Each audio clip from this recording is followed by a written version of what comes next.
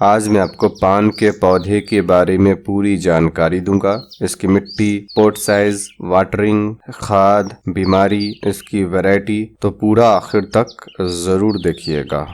बहुत सारी औषधीय गुणों के कारण इसका इस्तेमाल पुराने समय से किया जा रहा है। इसके पत्तों का प्रयोग करने से गले की खराश और खिचखिच से निजात मिलता है। मुंह की दुर्गंध को दूर करके पाचन शक्ति को भी ये बढ़ाता है, जबकि कुचली, ताजी पत्तियों का लेप कटे फटे और घाव के सड़न को रोकता है। पान के पौधे की बहुत सारी वैरायटी होती है।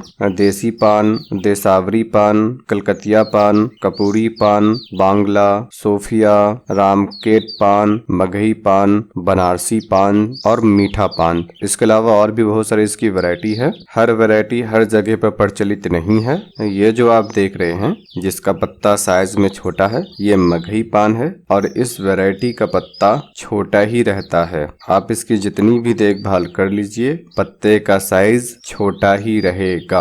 और ये देसी पान है, इसके पत्ते का साइज बड़ा ही होता है और बड़ा ही रहेगा। इसके अलावा मीठा पान भी होता है जिसका पत्ता लाइट ग्रीन कलर का होता है। बात की जाए इसकी मिट्टी की, इसके पौधे को ऐसी मिट्टी में ग्रो करना चाहिए जो वेल ड्रेन हो और साथ ही साथ उसमें हल्की हल्की सी नमी रहती हो। इसके लिए आप मिट्टी, सैंड, कंपोस्ट और कोकोपीट चारों को बराबर मात्रा में मिक्स करके पौधे को लगा दीजिए। अगर आपके पास ये सारी चीजें नहीं है तो आप 60% मिट्टी और 40% कंपोस्ट को मिक्स करके भी लगा सकते हैं। और अगर आपके पास कोकोपीट है, कोकोपीट में भी ये सही तरीके से ग्रो करता है। इसके लिए आपको 5 part cocopeat, 2 part compost, 2 part perlite और 1 पार्ट वर्मीकुलाइट लेना है। वजन भी कम रहेगा और गर्मी के दिनों में बार बार पानी देने की जरूरत भी नहीं पड़ेगी। इसके एक पौधे को कम से कम 12 इंच के गमले में लगाना चाहिए, चाहे पौधा 5 इंच का हो या फिर 12 इंच का। एक पौधे को कम से कम 12 इंच के गमले में लगाइए। इसके पौधे को आप हैंगिंग बास्केट में भी लगा सकते हैं और उसमें लगाइए, खूबसूरत भी दिखता है। कम से कम 10-12 इंच के हैंगिंग बास्केट में एक पौधे को लगाना है और ख्याल रखना है पोटिंग मिक्स में मिट्टी और सैंड का इस्तेमाल नहीं करना है, बल्कि आपको कोकोपीट का इस्तेमाल करना है।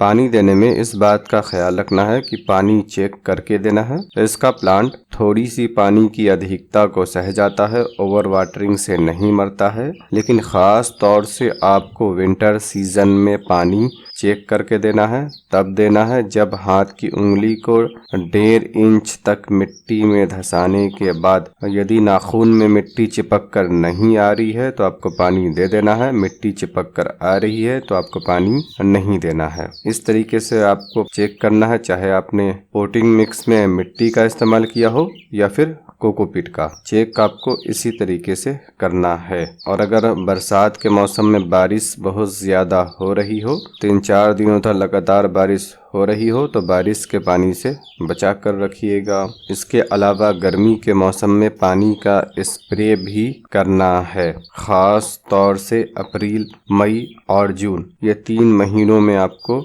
स्प्रे करना है। यदि आप बेहतर रिजल्ट चाहते हैं तो आपको हर एक दिन स्प्रे करना है। पानी का स्प्रे करने से बहुत सारी बीमारी भी पौधे में नहीं लगती है और पौधे को गर्मी के कारण भी दिक्कत नहीं होती है। इसे बहुत ज़्यादा कुछ खास खाद नहीं चाहिए होता है। हम इसे सिर्फ पत्तों के लिए ग्रो करते हैं और पत्ते की हरियाली के लिए सिर्फ कंपोस्ट खाद ही इसके लिए बेहतर है। आप किसी भी टाइप की कंपोस्ट को दे सकते हैं। ख्याल रखना है वो कंपोस्ट फुल डिकम्पोज होना चाहिए। खाद आपको पौधे के हिसाब से देना है और 30 दिन के अंतराल पर सिर्फ 1 दफा देना है, यानी कि महीने में सिर्फ 1 दफा। बेहतर है कि आप इसमें केमिकल फर्टिलाइजर का इस्तेमाल बिल्कुल भी मत कीजिए। जिस भी टाइप की कंपोस्ट है आप उसका इस्तेमाल कीजिए। इसके पौधे को बहुत ज्यादा तेज धूप से दिक्कत होती है और अगर बिल्कुल भी धूप ना मिले तो इसकी ग्रोथ भी नहीं होती है। तो इसे ऐसी जगह पर रखना चाहिए जहां पर सुबह की 2 से 3 घंटे की सीधी धूप इसके पौधे को मिलती रहे। और यदि आप जमीन में भी लगाना चाहते हैं तो ऐसी जगह पर लगाइए जहां पर 2-3 घंटे की सुबह की धूप इसे मिले। 2-3 घंटे के बाद सीधी धूप की किरणें इसके पौधे पर ना पड़ती हो लेकिन रोशनी आती रहे। गमले को हर एक दिन अपनी जगह से नहीं हटाना है बल्कि आपको अपने छत पर ऐसी जगह देख कर रख देना है। यदि छत पर कोई ऐसी जगह नहीं है तो आप इसे ग्रीन नेट के नीचे भी रख सकते हैं। 75% शेड वाले ग्रीन नेट के नीचे रखिएगा। इसके पौधे की सबसे बेहतर ग्रोथ बरसात के मौसम में होती है क्योंकि इसे गर्म और नमी युक्त वातावरण पसंद है और बरसात के मौसम में ये खासियत होती है और जो इसे चाहिए होता है।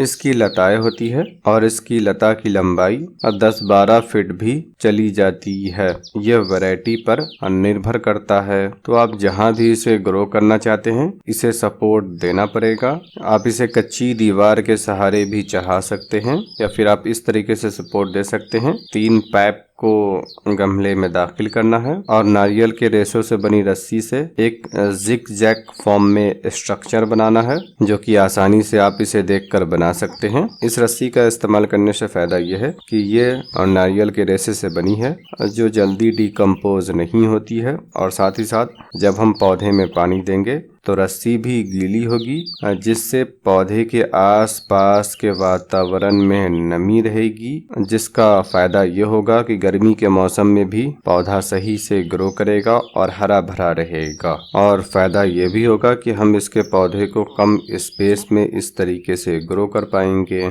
यदि आपके पास जगह बहुत ज्यादा है तो आप सीधा सीधा रस्सी भी लगा सकते हैं।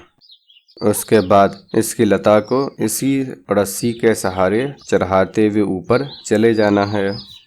जहाँ पर पौधे का पत्ता होता है वहाँ पर से जड़ भी निकलती है जिससे इसकी लताएं रस्सी को पकड़ लेती है और तेज हवाओं से पौधा नहीं गिरता है।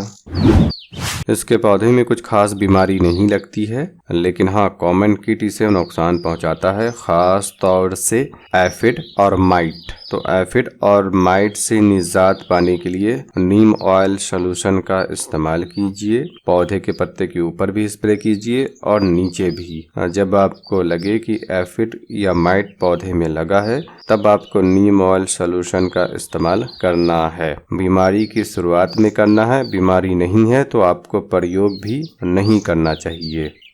इसके पौधे को खास तौर से दिक्कत गर्मी के मौसम में और सर्दी के मौसम में होती है। तो गर्मी के मौसम में आपको पौधे को ग्रुप में रखना है यानी कि आसपास कुछ और पौधों को भी रखना है, लेकिन ख्याल रखना कि पौधे को कम से कम 2-3 घंटे की सुबह की धूप मिलनी चाहिए। और गर्मी के मौसम में पत्तों पर पानी का भी स्प्रे करना है। सर्दी के मौसम में आपको पानी बिल्कुल हिसाब से देना है, पत्तों पर स्प्रे करने की जरूरत नहीं है। लेकिन हाँ अगर आपके पास कुदरती तौर पर गर्म पानी हो यानी चापाकल या फिर समरसेबल से निकला हुआ ताज़ा गर्म पानी हो तब आपको उस पानी को सर्दी के मौसम में इसकी पत्तियों पर स्प्रे करना चाहिए। और सर्दी के मौसम में गमले में पानी चेक करके दीजिएगा। और अगर सर्दी बहुत ज्यादा पड़ रही हो तो पौधे को छत पर से उठाकर लाकर घर के अंदर रूम में रख दीजिए, बिजली के बल्ब के नीचे, विंडो के आसपास। लेकिन आम तौर से इतनी सर्दी नहीं पड़ती है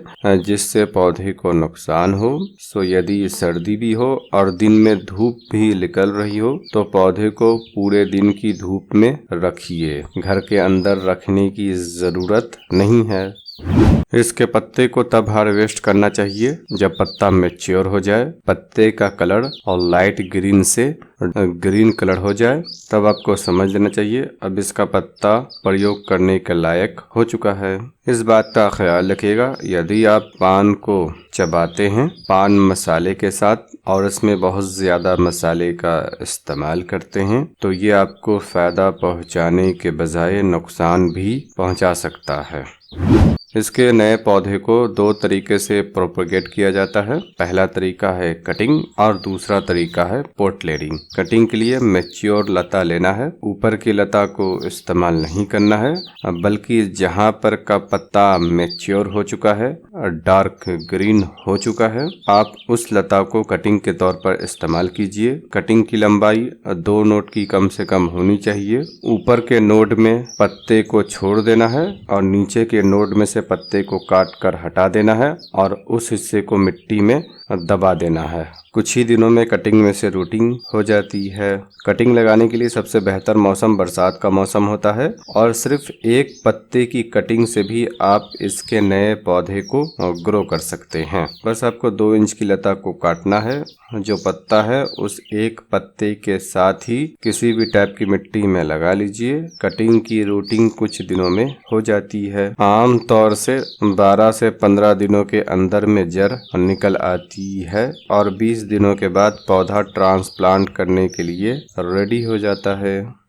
पोट लेयरिंग करने के लिए किसी भी एक नोट को एक छोटे से गमले में मिट्टी को भरकर दबा देना है और 20-25 दिनों के बाद पीछे से काट कर हटा देना है। 20-25 दिनों में जड़ पूरी तरीके से निकल आती है। तो दोस्तों, इस तरीके से इसके पौधे की देखभाल कीजिए। प्लांट परमानेंट होता है। यदि आपने अब तक सब्सक्राइब नहीं किया है तो सब्सक्राइब कर दीजिए और उसके बाद बेल आइकन को भी दबा दीजिए ताकि हर एक नई वीडियो की नोटिफिकेशन आपको मिलती रहे।